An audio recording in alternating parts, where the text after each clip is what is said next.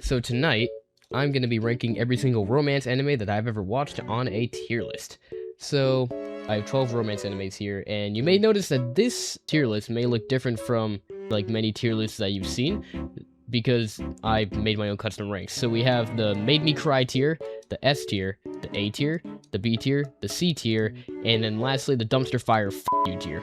So, let's get started. So first up, we have Teasing Master Takagi-san. This is a good one. I actually bought the manga for this one after I watched a couple episodes of the anime. I haven't actually finished this one because there's 3 seasons, but I've seen like the season that you can watch on Crunchyroll and then like some of the other seasons, but I think I've seen enough to the point where I can adequately rank this. So pretty much it's about these 2 middle schoolers. This guy Nishikata, he's always getting teased by this girl, Takagi-san. And like the whole premise is like really funny because like that's what it's supposed to be. It's like a rom-com because she knows that he has a crush on her, but he just doesn't want to admit it yet. So this show is really funny and the romance is awesome. So I'm gonna have to put this one S tier. Next up we have the klutzy class monitor and the girl with the short skirt. This is an interesting one. So the whole premise of this one is that this one actually came out this year too, 2026. The whole premise of this one is that this class monitor dude, Sakura Daimon, he's always like on this girl Poem's case because she always wears a short skirt to school, and he doesn't like that because he's very obsessive over his duties as the class monitor. So the whole series revolves around these two, and they start like talking to each other. They build a bond, and then eventually by the end they're dating. It's really wholesome. This one, S tier. Next up we have Tomo-chan is a girl. I don't know how to feel about this one. Pretty much this one revolves around this girl, Tomo, and she's a tomboy. Like, she acts very masculine, and, like, the whole series, like, revolves around her trying to, act more girly for her man, and that's pretty much, like, what the whole series is. But this series does get kind of weird at times, I'm not gonna lie. So I'm gonna have to put this one at the B tier. Next up, we have My Senpai is Annoying.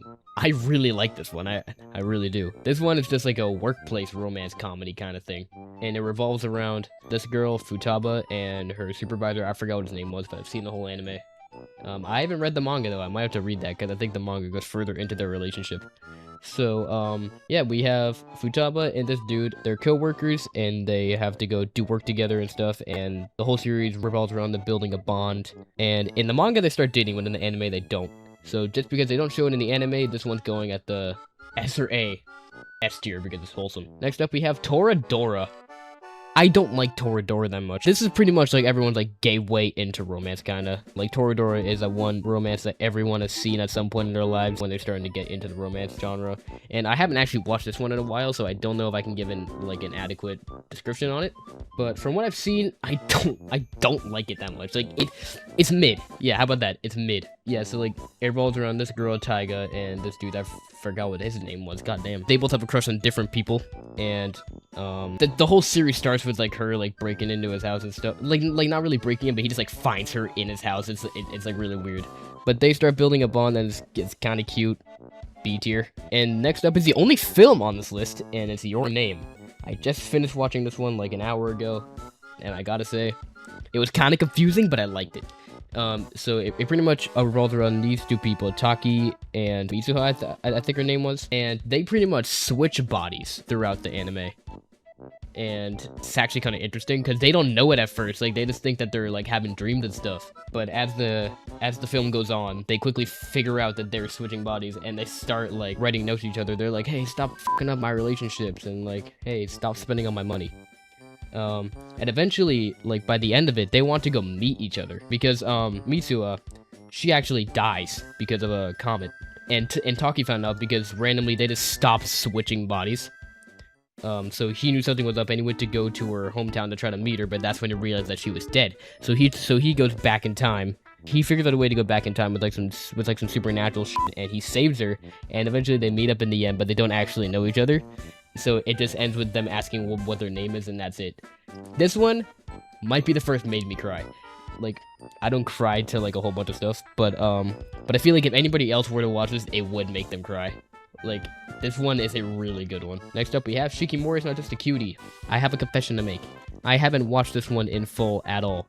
I don't actually think I've seen enough to adequately make an opinion on it, but this one is about pretty much this dude is the bearer of bad luck. Like, everything bad happens when he's around, and Shikimori just tries to save him from the bad luck, and they're a really wholesome couple. I like this one. A tier, because there are better ones out there. Next up we have I Want to End This Love Game. I haven't watched this one in full either, but I've been really invested in this one. This is the romance that I'm currently watching, and it's pretty much about these two childhood friends. They've been playing this love game where they keep telling each other that they love each other, but they don't know this yet. Like, they just think that they're playing the game, but they're in love with each other, but they don't know it yet. Like, they don't know that the other person is in love with them. So the whole series like revolves around them trying to get one of them to win the game, ending the game, so they can finally become like an official couple. I really like this one. This is another made me cry tier, because if anyone else were to see this, it would make them cry. I think it would. Next up, we have Gamers. I like Gamers.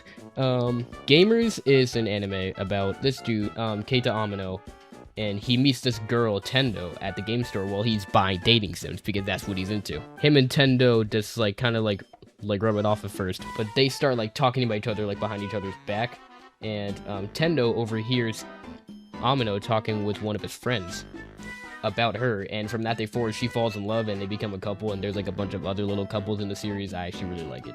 This one is going to an S. Next up we have this one can go die. We have Class No Daikidai, aka I got married to a girl I hate in my class.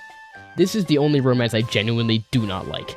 Pretty much, it revolves, like, the plot is really weird. It revolves around these two high school students. They hate each other, and his dad and her grandma, they need them to get married so they can, like, experience the happiness that they were supposed to feel when they were kids. Like, it's really fucking weird, in my opinion, and the ending sucks. This is going in the you tier. Next up, we have Horimiya. Okay, Horimiya was actually the very first romance that I've ever watched, and I really, really like it. It revolves around, this girl Hori and her boyfriend Miyamura. The thing I like about this one, they actually get together pretty early on in the series, so we get a lot of screen time of them actually being a couple. And there is also a bunch of other relationships throughout the series too that we get to see. It's kind of like the most realistic one we have here, maybe. Like, not entirely realistic, but like mostly there. But Hori is actually a masochist in the series, but Miyamura is not a sadist, so he obviously he puts on an act for her because he wants her to be happy, but it's actually really funny. This one's going an S.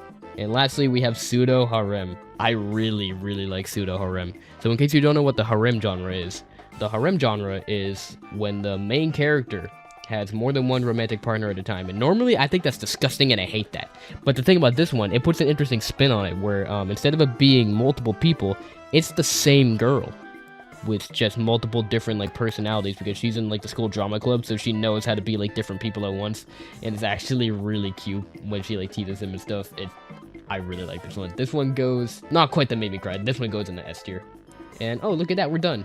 So this is the list. I hope you guys enjoyed it, and I hope you enjoyed my terrible commentary too. Leave a comment down below, let me know what you think. So we have 2 made me cry, 6 S, 1 A, 2 B, and then 1 F you. I hope you guys enjoyed it.